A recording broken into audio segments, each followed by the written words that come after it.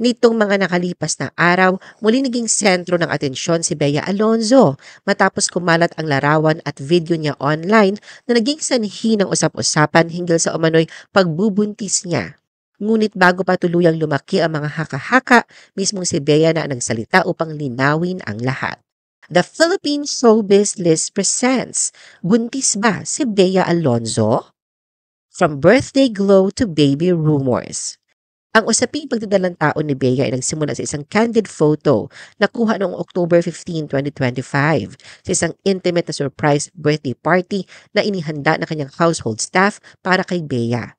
Ang selebrasyong ito ay ginanap 2 araw bago ang 38th birthday ni Bea. Ibinahagi ng isa sa mga staff ni Bea na si Rose ang mga kaganapan sa isang social media post kung saan ipinakita ang kanilang kasabikan at saya. Ayon kay Rose, hindi na raw sila nagkaabalang maghalongkat pa sa biglaang pagdating ni Bea na naging dahilan ng kanilang pagkabigla. Hindi raw nila agad alam ang gagawin sa sobrang gulat. Ngunit labis naman nilang na-appreciate ang naging reaksyon ni Bea na tinawag nilang Queen Bee. Nagpasalamat din si Rose kay Sir V na tumutukoy kay Vincent Ko dahil kasama ito sa kanilang surprise celebration. Tinapos niya ang post sa pagbati ng advance happy birthday kay Bea. Sabay tawag sa aktres bilang my not so baby girl anymore at nagpahayag ng pagmamahal sa kanya. Makikita sa post ang malapit na ugnayan ni Bea sa kanyang staff at na rin ang aktibong partisipasyon ni Vincent sa personal na buhay ni Bea. Walang kamalay-malay na natulang video ang pagmumula ng haka-haka sa social media kung buntis na nga ba si Bea. Mapapanood sa nasabing video si Bea na kitang-kita ang pagkagulat habang pumapasok sa isang bahay nang bumungad sa kanya ang pasorpresa ng kanyang mga staff. Bumilib naman ang ilang fans nang hubarin ni Bea ang suot niyang shoes or slipper bago pumasok sa bahay. Kasama sa pagdiriwang ang kanyang businessman boyfriend na si Vincent Ko. Kapansin-pansin din na palaging nakaalalay kay Bea si Vincent sa loob ng bahay at tila hindi nga ito nawawala sa kanyang tabi. Sa isang bahagi ng video ay ipinakita naman ang pag-ihip ni Bea sa nakasinding kandila sa kanyang birthday cake. Iba't iba ang naging reaksyon ng mga netizen matapos mapanood ang video. Nagkakaisa ang mga ito sa pagsasabing mas gumanda at fresh ang aura ngayon ni Bea. Komento nga ng kanyang fans, magaling daw mag-alaga ng girlfriend si Vincent at very obvious ang kanyang kaligayahan sa piling ng kanyang partner. Kaya naman masaya ang maraming fans ni Bea dahil kontento at masaya ang idolo nila sa kanyang buhay ngayon.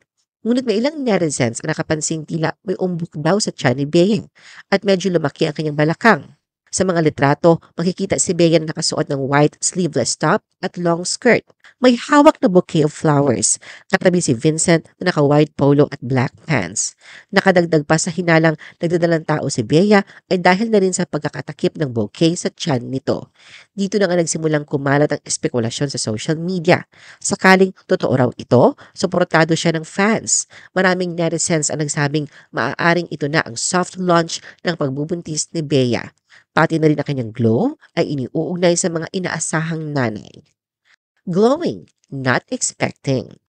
Tila alam ni Bea na mainit na pinag-uusapan ang tungkol sa kanyang pagdadalang tao. Ngunit sa halip na manahimik at hayaang lumala ang usap-usapan, agad na nilinaw ni Bea ang kanyang posisyon. Sa Instagram nitong Biyernes, October 17, kasabay ng kanyang kaarawan, itinanggi ni Bea na buntis siya. Nag-post siya ng larawan niyang may hawak na birthday cake, kalakip ang pasasalamat sa lahat ng mga nagpaabot ng pagbati sa kanyang kaarawan. Ngunit ang naging sentro ng usapan sa post ay ang kanyang pagtugon. Dito, nilinaw ni Bea ang kumalat niyang letrato na pinagsimula ng espekulasyong magkakaanak na sila ni Vincent. Ayon sa kanya, ang larawan ay nakuha lamang sa isang hindi magandang anggulo pagkatapos ng isang masayang hapunan. Ipinaliwanag niya na ang kanyang glowing na anyo ay bunga ng kanyang kasiyahan sa nasabing okasyon at hindi dahil siya ay nagdadalang tao. Ani Bea, glowing, not expecting. Ano ang masasabi mo sa video na ito? Mag-like o mag-react at huwag mahiyang mag-comment. For our YouTube viewers, huwag kalimutan mag-subscribe at i-hit ang notification button. At para sa aming Facebook viewers, mag-like at follow sa aming Facebook page para updated ka sa mga showbiz chika. Thanks for watching!